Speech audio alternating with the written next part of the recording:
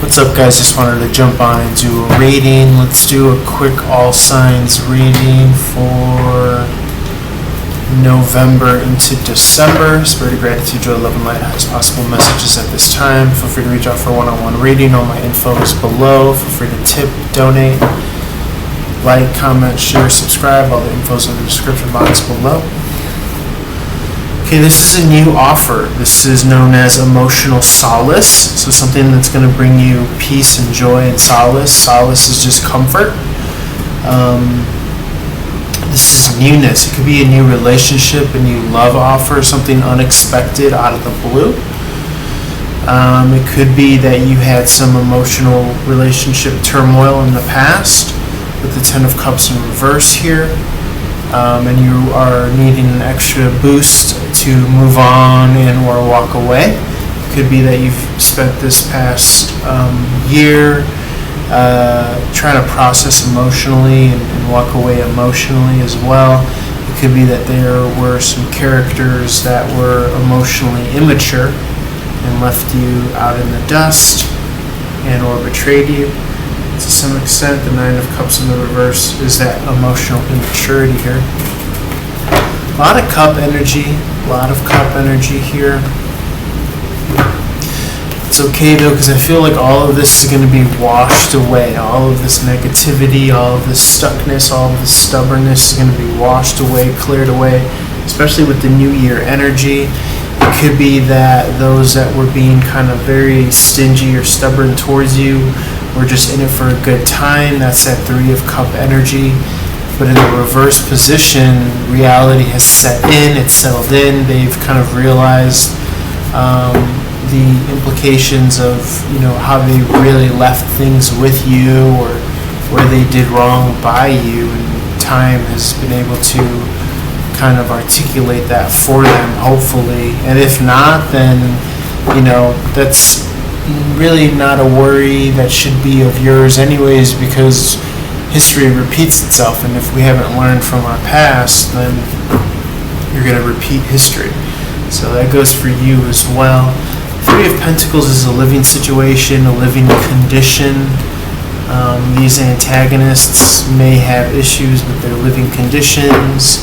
This is again a moving away from type energy, so it could be that you've parted ways with roommates or ex-lovers that you've lived with, ex-loved ones. The Knight of Wands is, for me, I'm reading this more as like a karmic energy. This is still trying to put out positive energy. The Knight of Wands for me in the reverse is about healthy expressions of energy. Excuse me, but the Seven of Pentacles in the reverse is something not growing in, is what I'm getting here. Whereas I feel as though that this positive Queen of Pentacles energy is karmic justice, literal justice. The Queen of Pentacles is like home and hearth. Okay, she's giving, she's nurturing. So I feel as though you have a lot to give.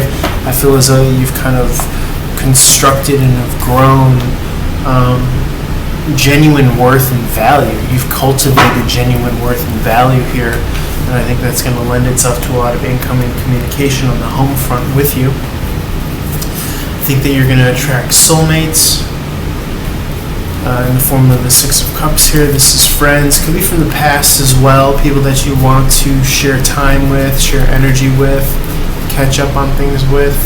It could be that they're looking at you and they are looking at all the wonderful victories that you're kind of ushering in internally within yourself. This kind of growth and development internally from the inside out. You're being very straightforward. You're freed from any of the games or the restrictions from the past, and it feels as though that some people are kind of envious of this from you. There's heartbreak, but there's leaving a toxic situation. So although there was heartbreak, it was for the greater good.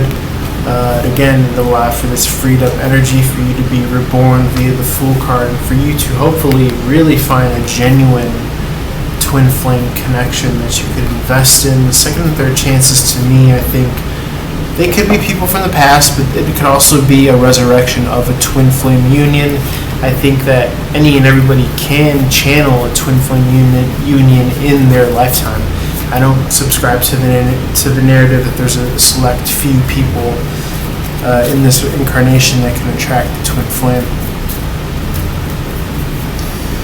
Okay, more energies of coming out of a household, an LLC, a company, things ending, or you moving away from it, or you trying to make sure that you have all of your affairs in order so as to have a strong, stable legacy that you can leave behind. I see growth and expansion the more that you're investing. It reminds me of the YouTube channel, how like I'm not consistently putting out product, but when the time strikes me, then I'm able to do so, and hopefully it's of a higher quality as opposed to quantity. So you yourself may be focusing on quality over quantity, which is very smart. The Seven of Cups in the upright is options, trying to pick the best, highest possible path that resonates with you. Could even involve travel. Okay, I see some betrayal here, hence I think that the options should be based on what feels right within you and not trying to please others.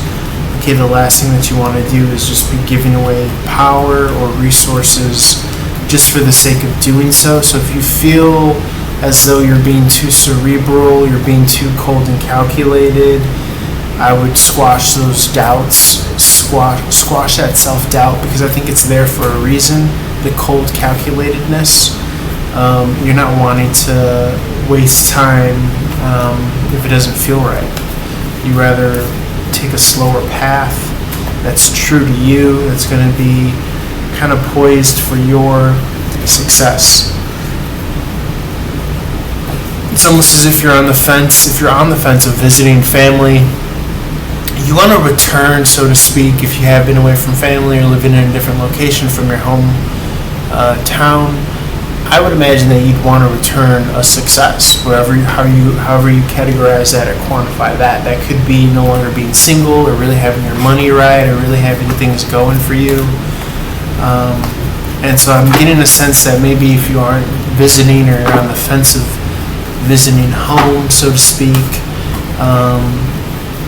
don't worry if you're not able to make it there this year.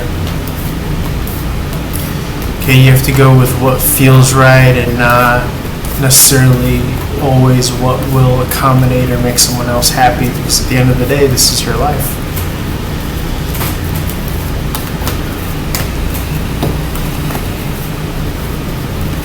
I'm hearing like continue to manifest, even though you're not seeing the external forward movement or progress here. I just pulled 4 cards around this Page of Cups in the upright. And it could be that you're not seeing the future, you're not seeing the forward progress, you could be worrying, and yet you're still being kind of asked to continue to manifest. To me, manifestation is as simple as, sitting next to your favorite kind of window, looking out, soaking in some sun, getting your mentality very positive, very in line with gratitude, thankfulness, whatever incantations or prayers or mantras, and focusing on your heart, expanding your heart, being grateful and thankful, channeling feelings of excitement and joy as if you've already made it, so to speak. Just taking time to kind of feel those energies. Also, naturally when we do something creative, I believe that that's a form of manifestation as well. You're channeling the divine expression.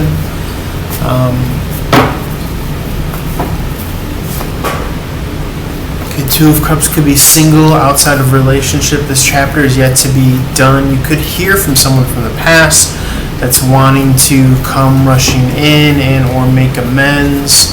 I would suggest that you don't necessarily humor this energy. I feel as though that if this person really wanted to work on something, they wouldn't have left you the way they did, which is kind of heartbroken here. I don't think that it's necessarily worth trying to revisit the past, especially if it's been some time. I would much rather you continue to strategize and move forward towards your own personal fulfillment and happiness, the things that you're working on, whether it's working on your credit. I can't stress that enough, especially in these kind of financial times.